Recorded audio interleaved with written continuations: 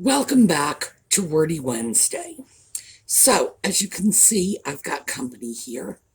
And Audie has been in a pretty good mood today, haven't you? But he definitely wanted to be hanging around and getting some attention. So, today I thought we would talk about some fun word pairs because last time we got into some very heavy history. And in order to understand some of these fun word pairs, we are going to have to talk about a little history. But again, I don't want to just sort of overburden you with too much dry historical stuff. So, when we come back, are you going to stay with us? Maybe he is. When we come back, we're going to get into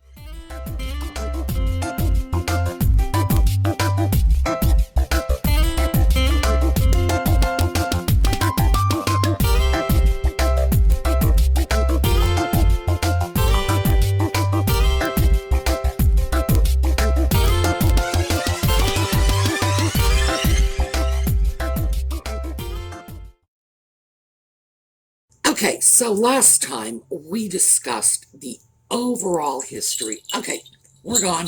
Time to go. We discussed the overall history of Proto-Indo-European.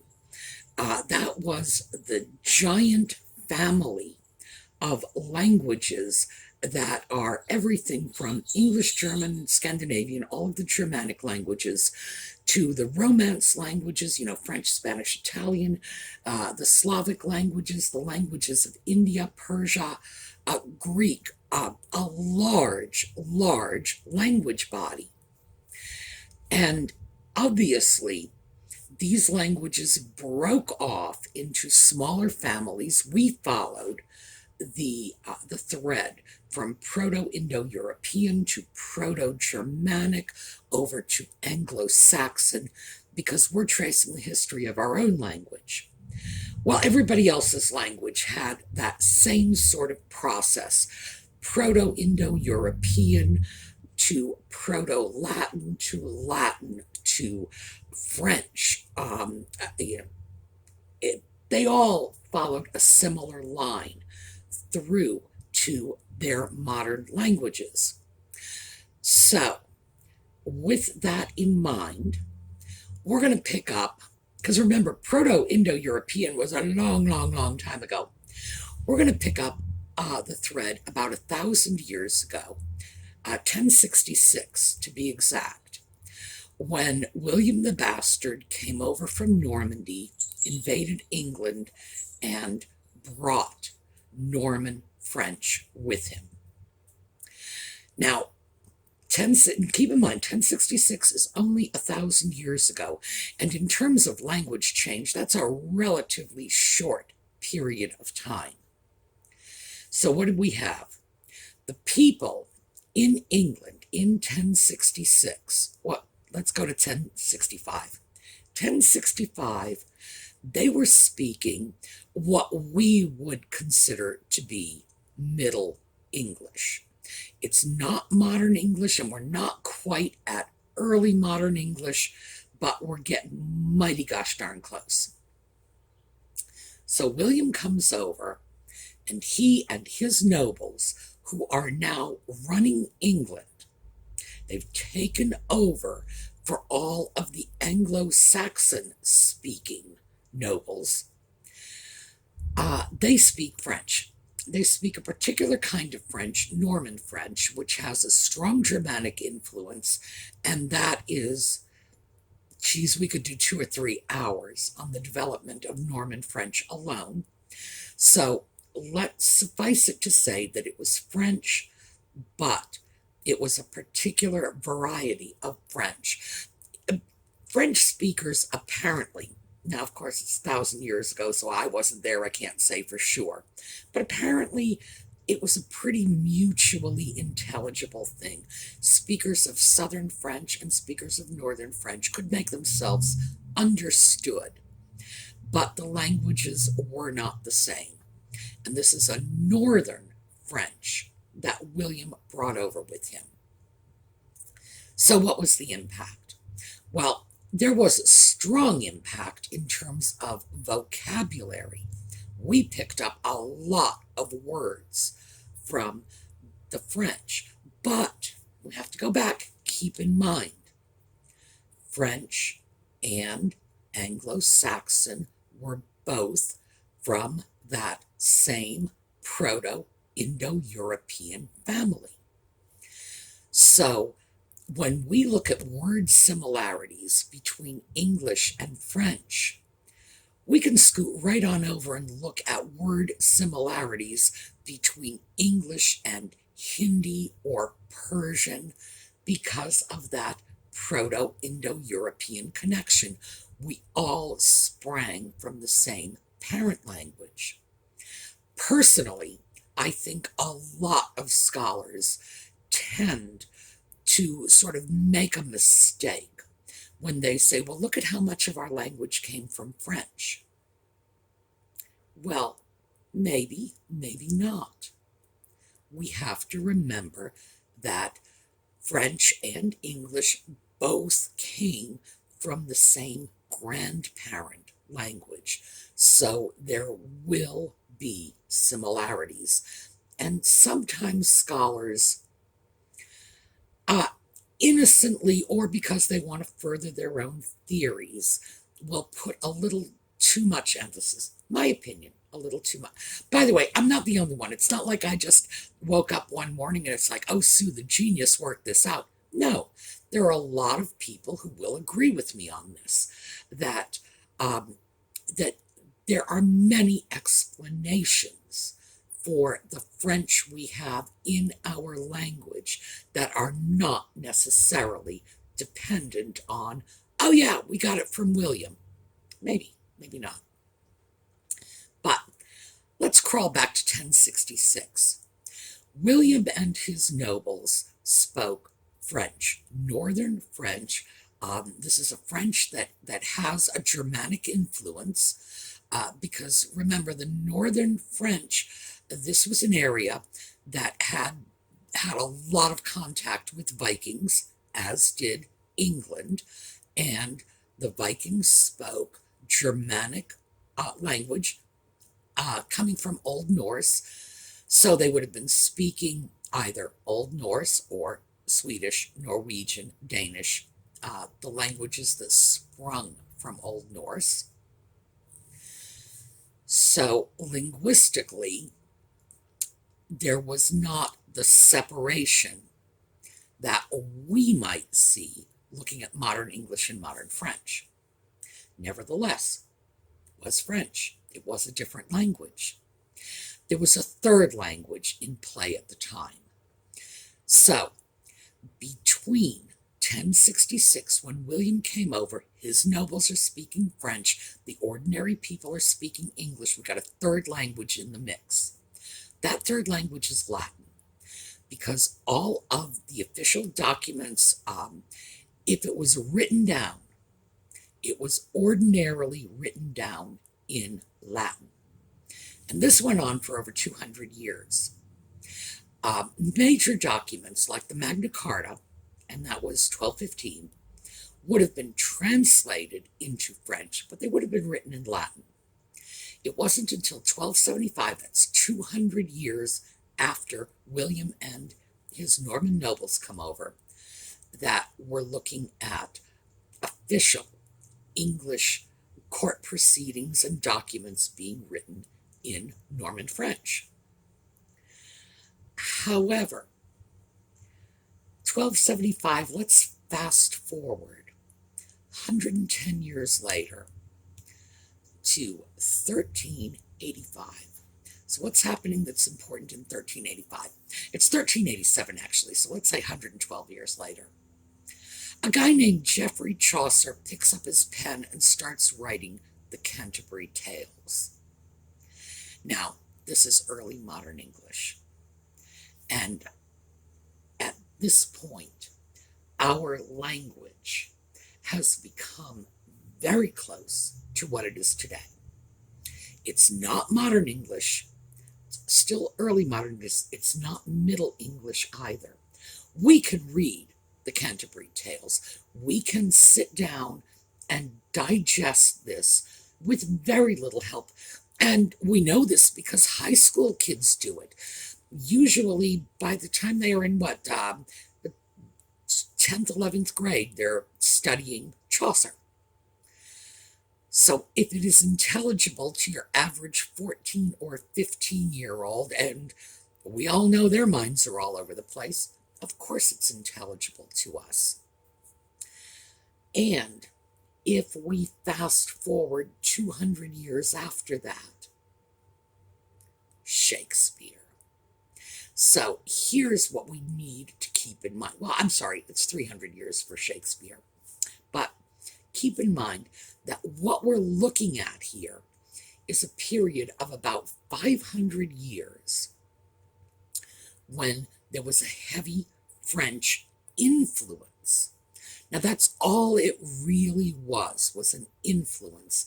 It came, it lasted a short period of time, it impacted our language in some ways, and then it went away. And we today are speaking a language that, since we can read Chaucer, wouldn't take very much for Chaucer to be able to understand our language. Not foreign, different, a dialect, but not a foreign language. So one of the legacies we have, and this is how this long discourse is going to the point at hand. One of the legacies we have from this period is word pairs. Safe and sound, hale and hearty, each and every, and they're common. Now, a lot of times people will say, oh, you must avoid this when you are writing because we tend to speak this way. This comes from that period of time when we had the English-speaking masses and the French-speaking nobles, when we would use a French-derived word side by side with a Germanic word meaning the same thing, hale and hearty, safe and sound, that sort of thing. It was a way of helping people to understand documents, because many of these documents, when we are looking at the period of, say, the 14th century, many of these documents would be written simultaneously, English, French, side by side. And there was an effort to be understood, which of course you want when you're writing official documents. So we have a lot of word pairs. And I recently came across something because just to research for Wordy Wednesdays, I will look at what instructors are offering to people as advice on how to write. And sometimes, boy, do they ever annoy me. Well, they annoy the daylights out of me when they say, but don't do that, it's redundant. No, it's English. We have a tradition of redundancy. We do. And it's part of our history. And of course, I love the history of our language. I love our language. We have a fabulous language. We have a beautiful language. We as Americans routinely use more words than other people speaking other languages. That gives our language more precision. It gives it a better ability to describe accurately. And I could probably go on for 2 or 3 hours explaining just why our language is so great. And that's not to say other people's languages are not great.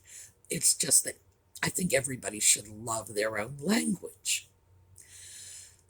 But I wanted to talk about a few of these word pairs because some of them struck me as just a lot of fun. So now that we've gone through the history, let's get to the fun part.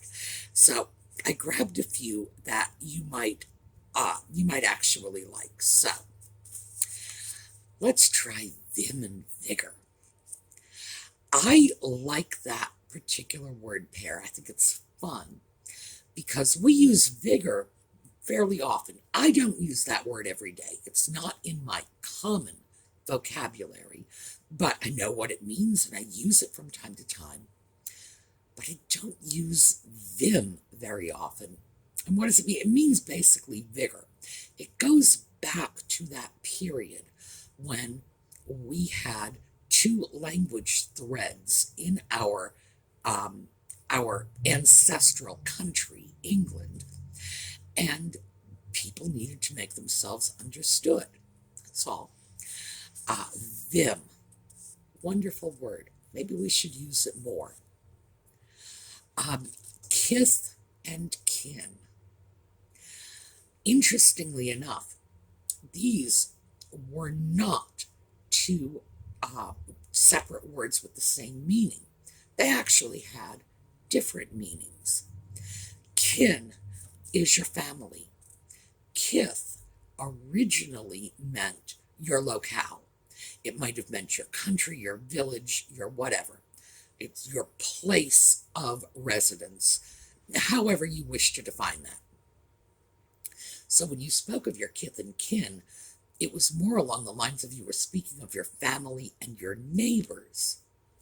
Then kith started to change.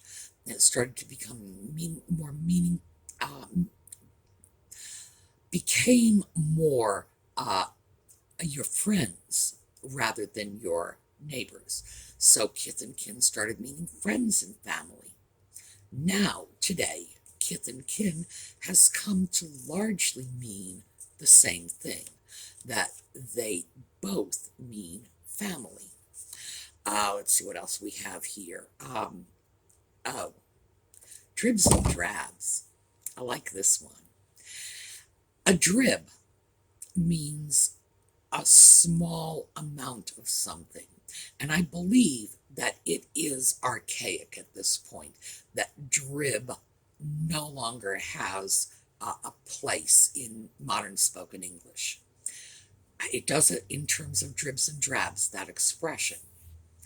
A drab at one time also meant a little thing. Then drab came to mean, among other things, a slovenly woman or a prostitute, or the context in which we mostly see drab is color, a drab, dull color. How we got from slovenly woman and prostitute to dull color, I don't know.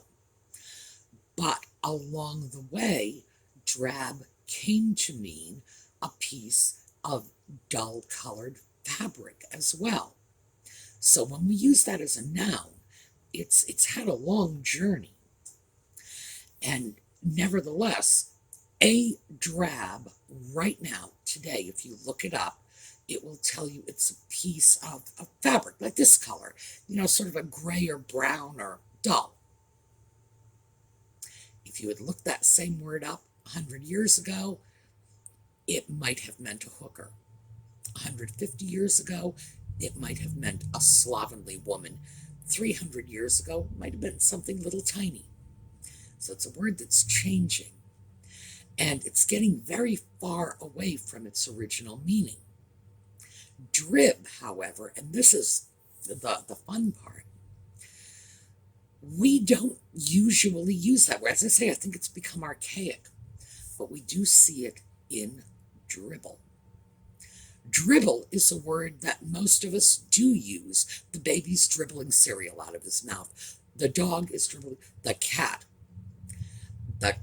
goes over to his water dish and he gets his little bells down into the water dish, and they're hollow because they're bells, and water gets into the bells, and then he comes in to sit in my lap and dribbles that water all over my lap. He does it all the time. He likes it. I swear it's a form of sport for him. Dribble. And at one time or another, we're going to have to get into this because that LE suffix, dribble, giggle, tickle, jiggle.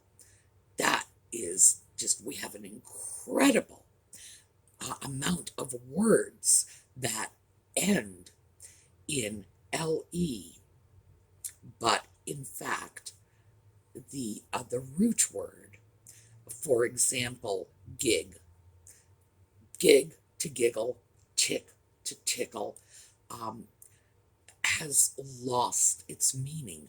And these little words survive, as in dribble, survive only in this form with the LE suffix. That's something we should probably get into at a later date.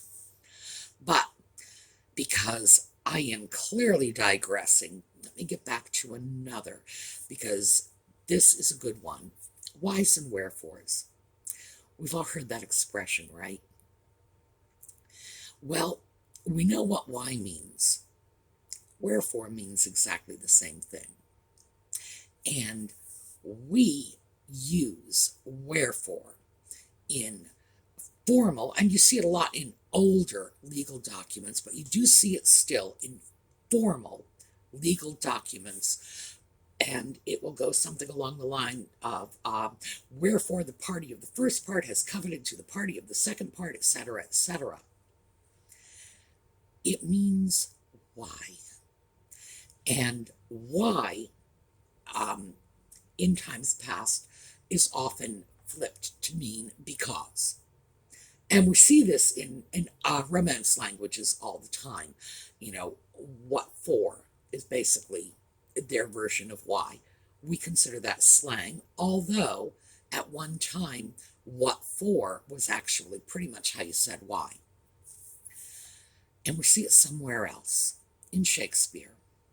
So, remember Romeo and Juliet, the balcony scene, Romeo, Romeo, wherefore art thou, Romeo? Well, whenever people perform this, they tend to read that line as, Romeo, Romeo, wherefore art thou, Romeo?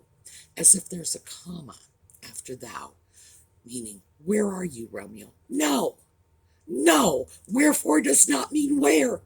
Where means where. Wherefore means why. And if you take that line from the play in context, Juliet is not asking where Romeo is. Why would she think he's outside her bedroom window? You know, really. Her whole soliloquy is, why are you Romeo? Why can't you be George or Harry? Why did you have to be the son of my family's enemy? You know, deny thy father, refuse thy name, you know, or if you won't, just be sworn my love and I'll no longer be a Capulet, you know. That's what it's about. It's not where. But everybody's lost sight of that over time, except in this one little word pair expression, whys and wherefores. So, I thought those were a little bit of fun. Yes, I got into more history than I wanted to. Well, that's not fair because I love the history. I got into more history than I planned to. But I did want to make the point that the word pairs that modern writing critics are saying are redundancies, are there for a reason, and they resonate with people. Safe and sound, hale and hearty, we do not see these as redundancies. We see them as supports. Hale supports hearty, safe supports sound. They elucidate a thought, and they are English. They are part of our cultural history. So that very often, if you say, you know, to and fro, it's a good one, to and fro. We don't use the word fro anymore. Who uses the word fro? If you said fro when I was a teenager, it meant a large, bushy haircut because it was short for afro. But we say from. The word fro was lost. To and fro, we still keep it. And we do keep these word pairs, and the word pairs have meaning for us, but as part of the pairs. So, when you are looking for writing advice from these online writing tutors, certainly a lot of the advice they have is good. But when the advice is to ignore the history of your language and the emotional impact of your words, stop and think a while before you start stripping that away, because it's part of our language. It's how we express ourselves. Okay, that is what we have for today. I'm glad Audie had a chance to come by and get a little of attention, because he wants attention. That was his thing today. Somebody needs to pick me up and hold me and cuddle me. I will see you all tomorrow night with book club, and then Friday morning we're right back to thrifting. All right, see you later.